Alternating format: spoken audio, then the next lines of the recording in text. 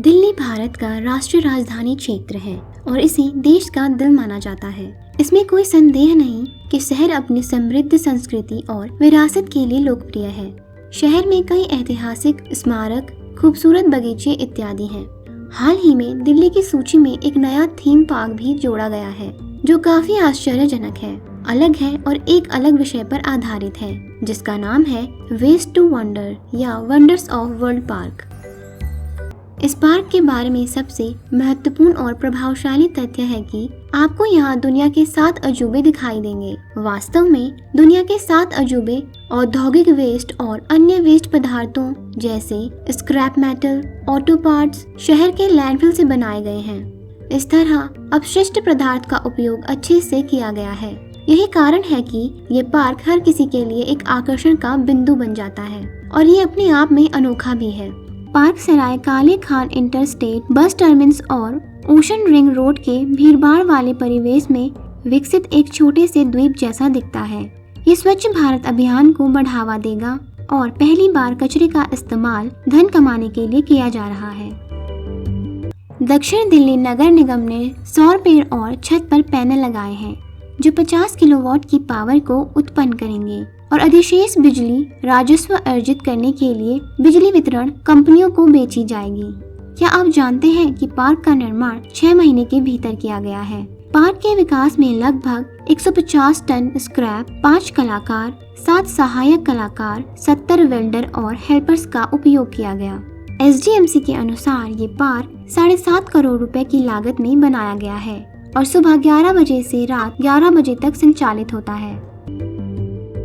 इस theme park में दुनिया के 7 अजूबे शामिल हैं। इसमें ताजमहल, पीसा का लीनिंग टावर, गीजा का महान पिरामिड, पेरिस का Eiffel tower, Christ the Redeemer statue of Rio de Janeiro, New York का स्टैच्यू ऑफ लिबर्टी, रोम का कोलोजियम शामिल है। नंबर 1, US का स्टैच्यू ऑफ लिबर्टी का रेप्लिका।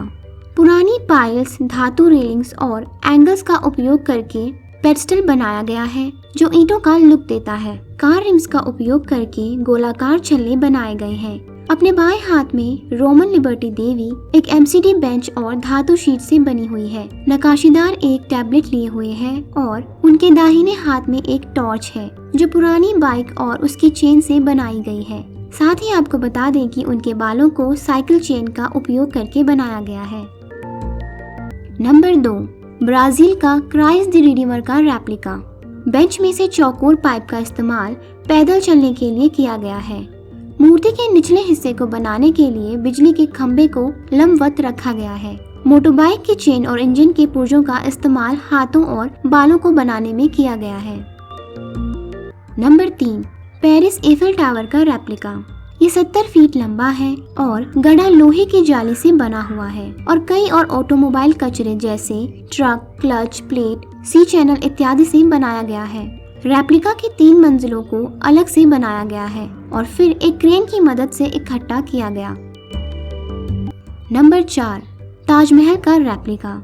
ताजमहल की इस खूबसूरत संरचना को 1600 साइकिल के छल्ले, बिजली के पोल पाइप, पुराने पेन, पार्क बेंच, झूले, ट्रक स्प्रिंग्स, शीट्स इत्यादि का उपयोग करके बनाया गया है। 2 पाइपों का उपयोग करके गुंबदों का निर्माण किया गया है। साथ ही जटिल डिजाइन जैसे खिड़की और चौखट को बनाने के लिए ट्रक की शीटों, बेंचों का उपयोग किया गया है। नंबर 5, रोम से विश्व के सबसे बड़े एम्फी थिएटर कोलोसियम का रेप्लिका। कोलोसियम नामक सबसे बड़े पत्थर से बना एम्फी थिएटर, जिसे 70 से 72 AD के आसपास विकसित किया गया था, जो फ्लेवियन राजवंश के सम्राट वेस्पासियन द्वारा बनाया गया था।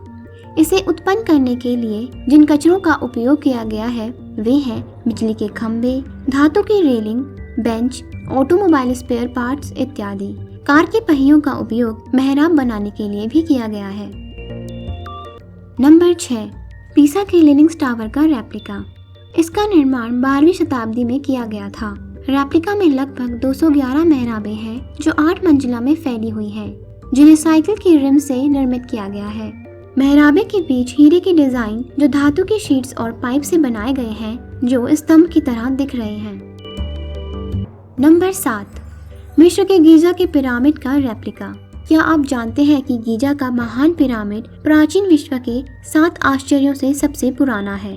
10 से 12 टन वजन वाले 10,800 फीट के स्क्रैप कोन का उपयोग करके लगभग 110 परत संरचना तैयार की गई है।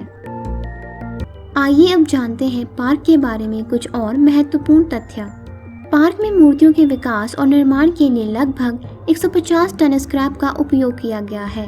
150 टन में से 90 टन औद्योगिक वेस्ट और जंग ऑटोमोबाइल पार्ट से बनाया गया है। 5 एकड़ भूमि क्षेत्र में ये पार्क बनाया गया है और पार्क के लिए निकटतम मेट्रो स्टेशन दिल्ली मेट्रो की पिंक लाइन पर हजरत निजामुद्दीन स्टेशन है। पार्क में प्रवेश शुल्क 3 वर्ष से कम उम्र के बच्चों और 65 उम्र से अधिक उम्र के वरिष्ठ नागरिकों के लिए निःशुल्क है।